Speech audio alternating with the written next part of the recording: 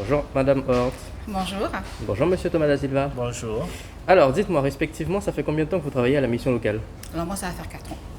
Je suis dans le secteur savane. Donc voilà. Ok. Et vous Monsieur Thomas da Silva? Moi, je suis tout jeune, ça fait juste 3 mois que je suis à la mission locale. Je suis dans le dispositif DMP, mobilité proximité, dans lequel je vais à la rencontre des jeunes dans leur quartier. Ok. Bon, je vais vous appeler par vos prénoms parce que ça va être beaucoup plus simple. Tout Alors, simplement. Isabelle, aujourd'hui Oui. tu as assisté au séminaire sur la discrimination. Oui. Qu'est-ce que tu en as pensé? Déjà, j'ai assisté à une formation depuis 2 jours sur l'histoire de la discrimination. Ça m'a apporté énormément de choses que je ne savais pas depuis quand ça date.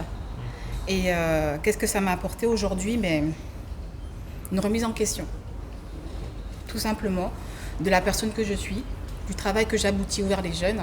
Donc j'espère que, je sais que ça va m'apporter beaucoup autre chose. Ok. Et toi garçon? Moi, personnellement, quand je suis arrivé, je me suis dit, allez, je ne suis pas raciste, je ne suis pas quelqu'un qui discrimine, tout ça. Mais après le séminaire, on se remet en question. Complètement. Et on se rend compte qu'il y a des choses qu'on peut améliorer. Il y a des petites choses qu'on se dit, la gueule n'est pas, il n'y a pas des problèmes discriminants, il n'y a pas, mais oui, il y a des choses qu'on peut améliorer. On peut toujours s'améliorer. En tant que conseiller, en tant que médiateur, on est toujours en contact avec la jeunesse et c'est pour ça qu'il est important de tout le temps se remettre en question et d'apprendre et de se former soi-même. Voilà.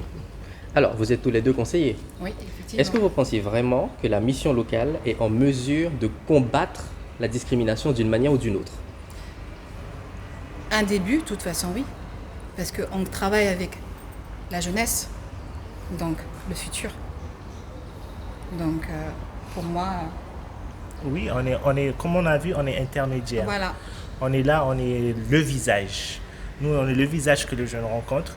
Si avec nous, il est déjà discriminé, ça va pas. Ça va pas. Si avec nous, il se sent discriminé dans un emploi, dans un stage, il n'est pas en confiance de parler avec nous, ça va pas. Il faut qu'on puisse transmettre cette confiance pour qu'il puisse dire, là, je me sens discriminé.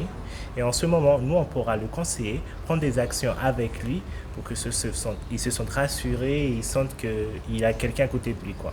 Et bien, en ce moment, on est en train de combattre la discrimination. Est-ce que vous pensez que cet événement est quelque chose qu'on pourrait refaire?